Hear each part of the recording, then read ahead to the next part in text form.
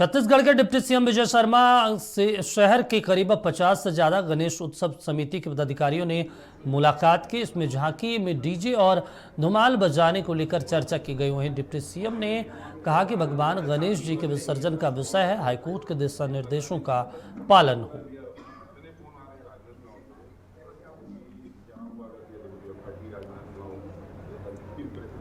भगवान गणेश जी के विसर्जन का विषय है। पारंपरिक तौर पर निकलता रहा है, परंतु हाई कोर्ट के अपने डायरेक्शन से रास्ता कानूनी आधार पर निकालने की कोशिश है। ये परंपरा और ये मान्यता के आधार पर जो कार्यक्रम है वह भी हो सके और हाई कोर्ट के दिशा निर्देशों का पालन भी हो सके। उसके लिए काफ़ी चीज़ें मैं तो बहुत ही धन्यवाद देता हूँ सारी गणेशोत्सव समितियों को।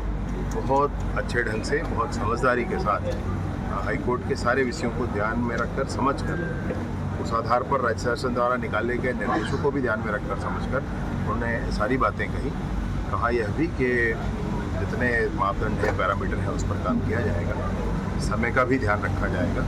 उन सारी चीज़ों के साथ हम अपना अभियान आगे बढ़ाएंगे।